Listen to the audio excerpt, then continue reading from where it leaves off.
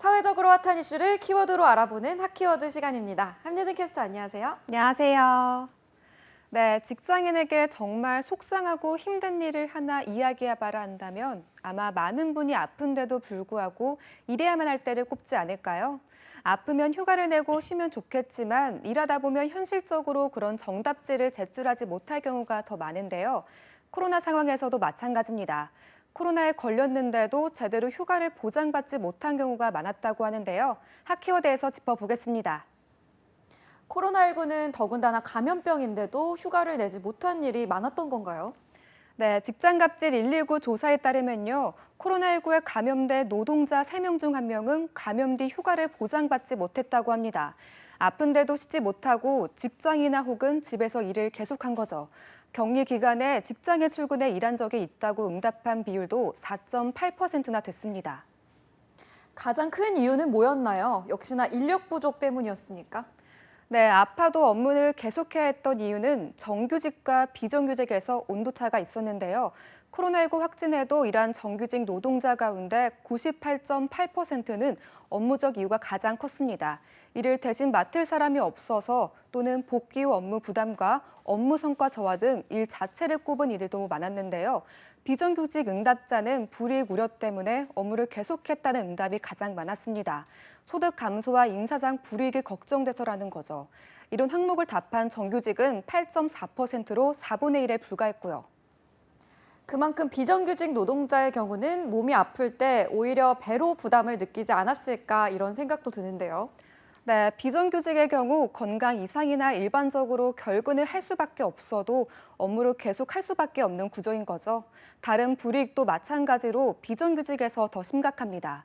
직장갑질 119에 올해 상반기까지 접수된 걸 보면 코로나19 관련 갑질 가운데 원하지 않는 연차 사용, 반대로 업무 지속 강요, 사직 강요, 임금 삭감 등이 있었습니다.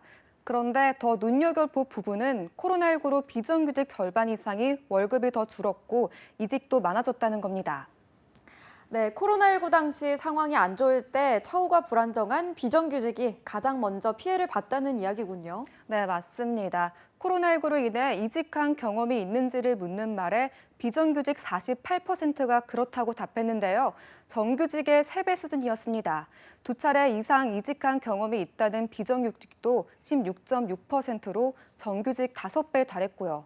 코로나19로 인한 경제 상황 악화가 비정규직자에게 더 가혹했음을 알 수 있는 거죠.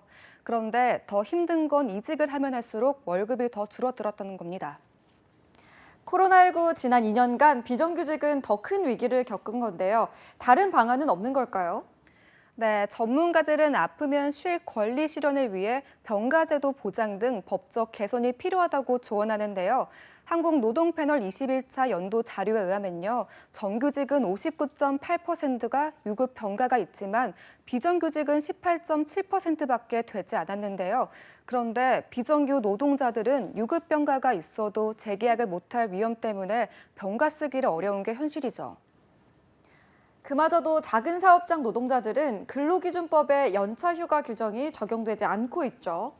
네, 그렇다 보니 병가는커녕 연차 대체도 어려운 게 현실인데요. 그래서 정부가 시행하는 상병수당에 많은 기대를 거는 분들도 있습니다. 몇 곳에서 현재 시범 도입 중인데 그런데 상병수당이 도입되면 불안정 노동자들은 아플 때 쉴 수 있게 될까요? 하루 4만 4천 원가량의 상병수당 금액이 비현실적이고 혜택에 비해 서류 작업이 복잡해서 이것을 받고 쉬는 노동자는 거의 없을 것이란 우려가 나와서인데요. 유급 병가가 없는 불안정 노동자들이 상병수당을 제대로 보장받을 수 있어야지만 이 제도가 불안정 노동자들을 사각지대로 내몰 수 있음도 보완돼야 합니다.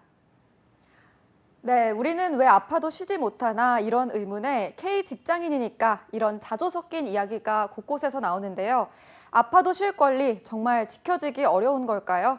지금까지 핫키워드 함예진 캐스터였습니다. 고맙습니다.